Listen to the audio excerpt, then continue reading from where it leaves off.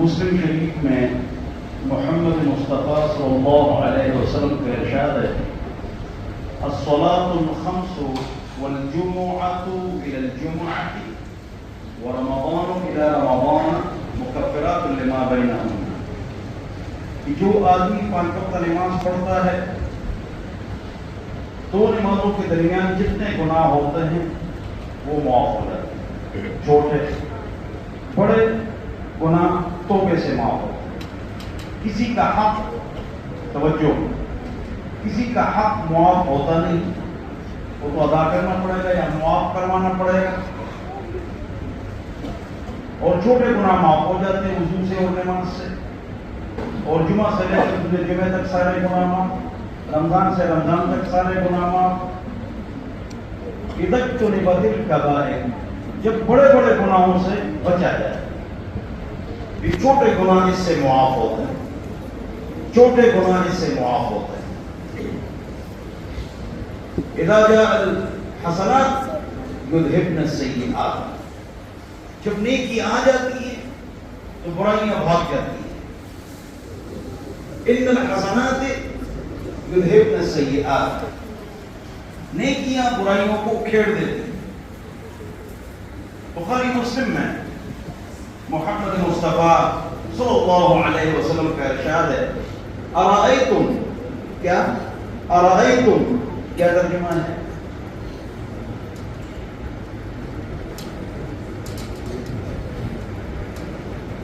ارائیتم مجھے خبر دے دو، ارائیتم مجھے خبر دے دو. لو ان نہرا بباب احدکم، اگر تمہارے دروازے کے سامنے ایک نہر ہو یغتسل فی کل یوم 5، 5 بار آدمی اس میں نہائے، هل یبقى من درنه شیء، کیا اس کے بدن پر کوئی میل کچیل رہے گا؟ صحابہ نے کہا نہیں، بالکل نہیں. حضور اکرم صلی اللہ علیہ وسلم نے فرمایا کہ یہی مثال 5 نمازوں کی ہے. جو 5 وقت نماز پابندی سے پڑھتا ہے اللہ تعالیٰ اس کے تمام گناہوں کو معاف فرما دیتا ہے. چھوٹے گناہ بڑے گناہ توبے سے معاف ہوتے ہیں. شرک کی معافی نہیں یہ لوگ کہتے ہیں، شرک کی بھی معافی ہے دنیا میں. اگر آخرت میں آپ شرک کے ساتھ چلے گئے پھر کام خراب. دنیا میں شرک اور کفر، لواطت اور زنا اور شراب، ہر چیز کی معافی مانگو، اللہ معاف کرے گا. اور خوشخبری مجھے کیسے پتہ چلے گا کہ معاف ہو گیا نہیں ہو گیا؟ یہ سوال نہ کرو. آپ کے گناہ بھی معاف ہو گئے اور آپ کے گناہ نیکیوں میں تبدیل ہو گئے. یہ قرآن میں اولئک یبدل اللہ سیئاتہم حسنات وکان اللہ غفورا رحیما، سورہ فرقان آیت نمبر 19واں پارہ ہے، آخری صفحہ ہے. تو فرماتے ہیں کہ جس گناہ سے آدمی توبہ کرتا ہے اللہ اس کو نیکیوں میں تبدیل کر دیتا ہے. پھر بھی غلطی ہوگی اللہ سے معافی مانگی انشاءاللہ. تقریر کا مقصد یہ پابندی سے گناہوں کو چھوڑو. کبھی کبھی غلطی مجھ سے بھی ہوگی، آپ سے بھی ہوگی، اللہ سے معافی مانگیں گے انشاءاللہ. بخاری مسلم کی روایت ہے، حضرت عبداللہ بن مسعود رضی اللہ عنہ سے روایت ہے. یہ وہ صحابی ہیں جن کے پاس تمام صحابہ سے زیادہ علم تھا.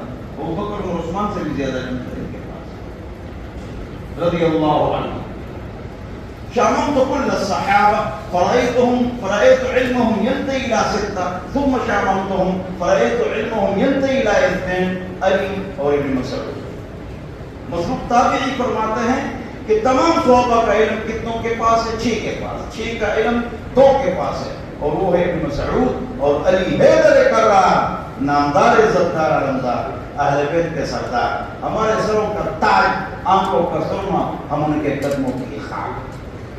تو فرماتے ہیں ان کے پاس سب سے زیادہ علم تھا.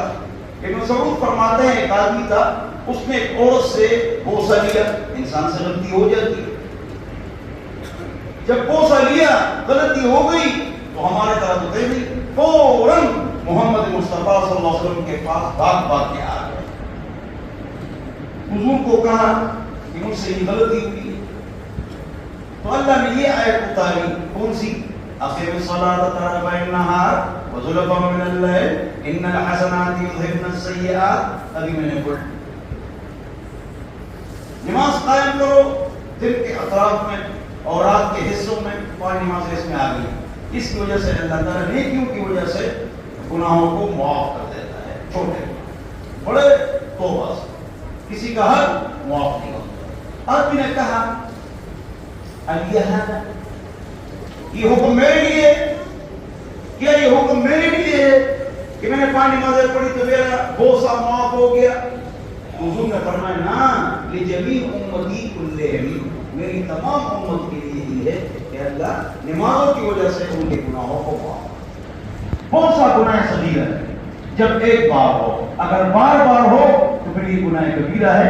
الاصرار علی الصغیرۃ کبیرۃ، پابندی سے چھوٹا گناہ کرنا یہ بڑا گناہ بن جاتا ہے. حضرت انس رضی اللہ عنہ سے روایت کہ ایک آدمی حضور کے پاس آئے اور کہا مجھ سے غلطی ہو گئی، گناہ ہو گیا، مجھے سزا دے دو. حضور اکرم صلی اللہ علیہ وسلم نے اس سے آنسر کوسچن سیشن نہیں کیا، سوال جواب نہیں کیا. لم یسألہ عنہ، آنسر کوسچن سیشن نہیں کیا، سوال جواب نہیں کیا. وحضرت الصلاۃ، اس نے یہ بات کہی، حضور نے کوئی بات نہیں کی، نماز قائم ہو گئی. فصلی مع رسول اللہ، اس نے حضور کے ساتھ نماز پڑھی. فلما قضى النبي صلی اللہ علیہ وسلم الصلاۃ، جب حضور نے نماز مکمل کر لی، آدمی نے کھڑے ہو کر سوال کیا یا رسول اللہ اب ناقص کرو نا، مجھ سے غلطی ہو گئی ہے. حضور نے فرمایا سبحان اللہ الیس قد صلیت معنا، آپ نے ہمارے ساتھ نماز پڑھی؟ ہاں. حضور نے فرمایا کہ اللہ نے آپ کے گناہوں کو معاف کر دیا، اللہ نے آپ کے گناہوں کو معاف کر دیا. غفر اللہ غفر لک ذنبک، اللہ نے آپ کے گناہ کو معاف کر دیا. یا حضور نے یہ فرمایا غفر لک حقک، آپ پر جو حق آ گئی تھی وہ سب کچھ معاف ہو. بخاری مسلم کی روایت. ابن مسعود رضی اللہ عنہ سے روایت ہے کہ محمد مصطفیٰ صلی اللہ علیہ وسلم سے میں نے پوچھا یا رسول اللہ سب سے اونچا عمل کون سا ہے؟ توجہ، ایک نقطہ سنانے والا، سب سے اونچا عمل کون سا ہے؟ دنیا میں بہت سارے نیک اعمال ہیں، تو اونچا عمل بتا دیجیے. محمد مصطفیٰ صلی اللہ علیہ وسلم نے فرمایا کہ اونچا عمل جو ہے بر وقت نماز پڑھنا. توجہ، کیا؟ بر وقت نماز پڑھنا، جماعت سے نماز پڑھنا، 5 وقت جماعت سے پڑھنا، فجر کی جماعت سے پڑھنا، آہستہ وضو کرنا، گھر سے وضو کرنا، مسواک کا اہتمام کرنا، آہستہ آہستہ وضو کرنا، آہستہ آہستہ نماز پڑھنا. الصلاۃ لوقتها، فی وقتها، نام بمانے فی کے ہے، فی وقتها، ٹھیک ہے نا جی. تو قلت ثم اینا، اس کے بعد کون سا عمل اونچا ہے نماز کے بعد؟ حضور اکرم صلی اللہ علیہ وسلم نے فرمایا بر الوالدین، والدین کے ساتھ احسان کرنا. میں آپ کو یہ بات سنا چکا ہوں، توجہ دوبارہ سنا رہا ہوں. میں نے یہ سوچا کہ لوگ تاریخہ میں بہت آتے ہیں، روزانہ 50 سے 100 آدمی آتے ہیں مسائل کے لیے. تو میں نے کہا میں 3-4 دن یہ پوچھوں گا لوگوں سے، اگر بڑا ہے 50 سال کا، آپ کے بچے آپ کے پیر دباتے ہیں، سر دباتے ہیں، تیل لگاتے ہیں، مت کرو. اچھا اگر نوجوان ہیں، والدین کے پیر دباتے ہو، سر دباتے ہو، تیل لگاتے ہو، تو میں یہ سوال کروں گا. آپ حیران ہوں گے 3 دن میں نے تمام لوگوں سے پوچھا، یہی سوال کیا، سب نے 3 دن میں 200-300 آدمیوں نے نہیں سے جواب دیا. کس سے؟ نہیں. لوگ میرے پاس بچے لاتے ہیں، بڑے بڑے بچے، موسیٰ بھی میرا بچہ ہے، MSc اس نے کر لی، اللہ اس کو نوکری دے دے، اس کے لیے دعا کرو کہ اللہ تعالیٰ اس کو کامیاب کرے. کیا مطلب ہے کامیاب کرے؟ حافظ بنائے، عالم بنائے، تبلیغ بنائے، یہ تعلیم پڑھائے. کامیاب کا کیا مطلب ہے؟ جو پیسوں کے بنڈل آئے، پیسوں کی مضبوط مشین بنے. لوگ لاتے ہیں بچوں کو، مفتی صاحب یہ میرا بچہ ہے اور یہ لندن جا رہا ہے، یہ سعودیہ جا رہا ہے، تو آ کریں کہ یہ کامیاب ہو جائے، وہاں حافظ بن جائے، عالم بن جائے، مفتی بن جائے، تبلیغی بن جائے، نمازی بن جائے، تعلیم پڑھے، کامیاب ہو جائے. کا مطلب کیا ہے کہ صحیح پیسوں کی مشین بنے اور پودے رہنے کی پودے بنڈل رہے. تو سب نے کیا کہا؟ ہم نہیں دباتے ہیں، ہمارے بچے ہمارے پیر نہیں دباتے ہیں، تو آپ سب سے کہتا ہوں جتنے بیٹے ہیں کافی لوگ ہیں ماشاءاللہ، آپ بچے بھی اس پر عمل کریں، کافی لوگ ہیں، تو آپ سب حضرات آئندہ پابندی سے آپ نوجوان اپنے والدین کے پیر دبائیں گے انشاءاللہ، بولو انشاءاللہ، سر بھی دبائیں گے انشاءاللہ، پہلا نہیں دبانا چاہتا میراث کے لیے، میراث کے لیے، اور ان کی لڑکیوں کا نسل میں مہوش ہے، یہ کسے میں کھڑے ہو دیتا ہے۔ اچھا تو اس پر یاد آیا نا، وہ اس لیے آپ کو سنایا۔ اچھا تو میں کیا بتا رہا تھا، سر دبانا ہے، پیر دبانے ہیں، سر پر تیل لگانا ہے، والدین کے ساتھ صبح شام بیٹھنا ہے، بیٹھنا ہے، بیٹھنے والدین کے ساتھ ان سے گپ لگانا ہے۔ والدین کے ساتھ بچے بیٹھے ہوتے ہیں بڑا مزہ آتا ہے، لیکن یہ مزہ والد کو آتا ہے، بچوں کو پتہ نہیں چلتا۔ جب کوئی بچی اوشی بیا کوئی گی وہ بیا خداوار کو ہوتی گی بیا خدا بیدر استاذ کب ہوتی گی، ہاں والد تو پھر مر جاتا۔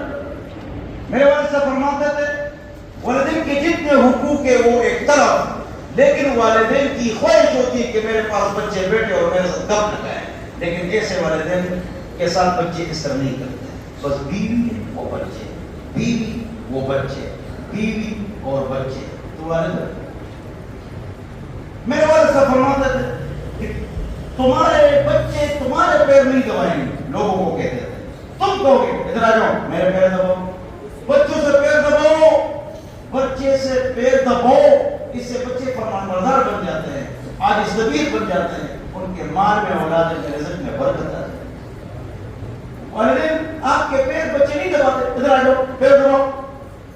مجھ سے والد صاحب پیر دباتے تھے 2 گھنٹے۔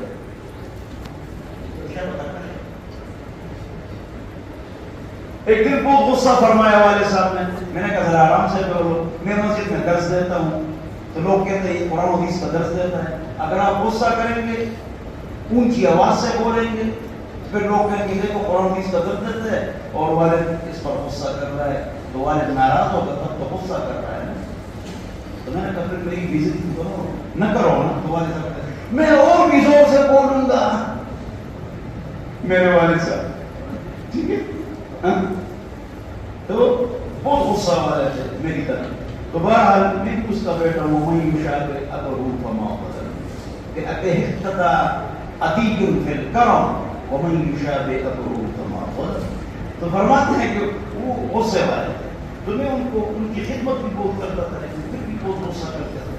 تو بہرحال والدین کی قدر کریں گے، بولو انشاءاللہ، عزت کریں گے، بولو انشاءاللہ، خیر کریں گے، بولو شرم کو پیسے بھی دیں گے، بولو والدین کو۔ بات ایک موقع آ جاتا ہے کہ والد کی عمر 65 سال ہو جاتی ہے، پھر بچے پیسوں پر قبضہ کر لیتے ہیں،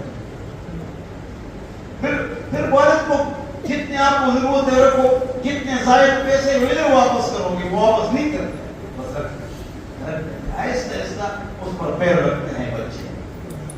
یہ غلط ہے، یہ بالکل غلط ہے۔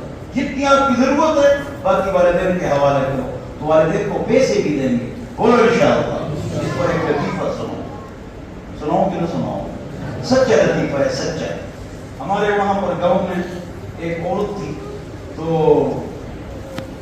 وہ شیشے کے سامنے کھڑی، بڑا شیشہ تھا، عمر اس کی 30-35 سال کی، اس کا چہرہ جو ہے نا وہ کیا تھا، کمزور، دماغ میں کمزور ہے، چہرہ کمزور ہوگی، پھر خود کہا تم میرے جیب میں 2 لاکھ روپے ڈالو، خود بخود میرا چہرہ خوبصورت ہو۔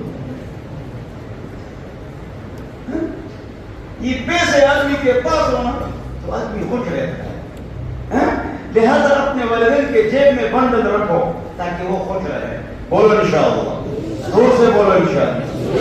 ہاں بچے تم کیا پیسے دو گے، تم تو روزانہ 20 روپے صبح شام بچوں سے والدین سے مانگ کے اٹھاتی کی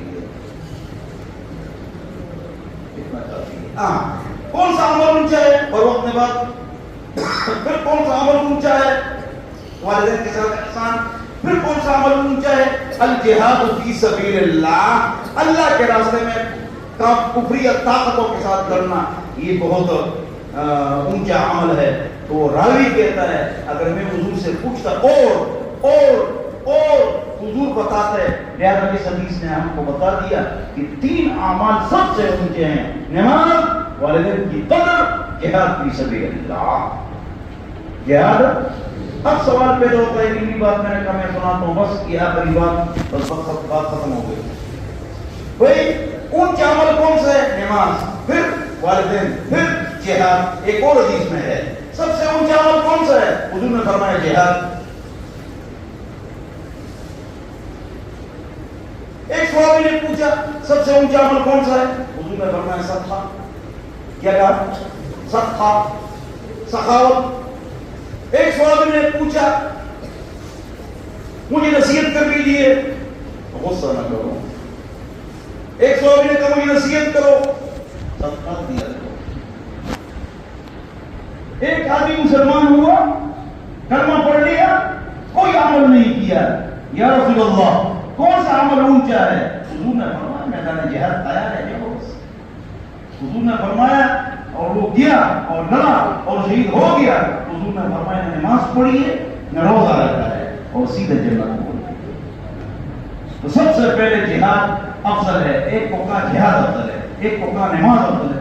جو موقع تھا اس موقع کے مطابق حضور نے نصیحت فرمائی ہے۔ عام موقع ہے تو جہاد کو آخر میں رکھا، اور کوئی جہاد تیار ہے، یا رسول اللہ جنگ تبوک کی لوگ جا رہے ہیں، اوئے اوئے اوئے قصہ نہیں سناؤں، اور 100 چلے گئے 3 رہ گئے، ہاں تو کون سا عمل اونچا ہے رسول اللہ؟ تو حضور نے نہیں کہا نماز، والدین کے ساتھ احسان کیا فرمایا؟ وہی میدان جہاد ہے، اٹھو شاباش جہاد۔ تو جو مناسب، ایک صحابی نے کہا مجھے نصیحت کرو، حضور نے فرمایا جھوٹ نہ بولو۔ ایک صحابی نے کہا مجھے نصیحت کرو، حضور نے فرمایا صدقہ اور خیرات دیا کرو۔ یہ حضور اکرم صلی اللہ علیہ وسلم ان کی حالات اور طبیعتوں کے مطابق دیکھ کر بات فرمائی ہے۔ اور بعض اوقات یہ آگے پیچھے بات ہو جاتی ہے، یہ عمل اچھا ہے، یہ حالات کے مطابق اللہ مجھے اور آپ حضرات کو عمل کی توفیق عطا فرمائے۔ صلی اللہ علیہ وسلم۔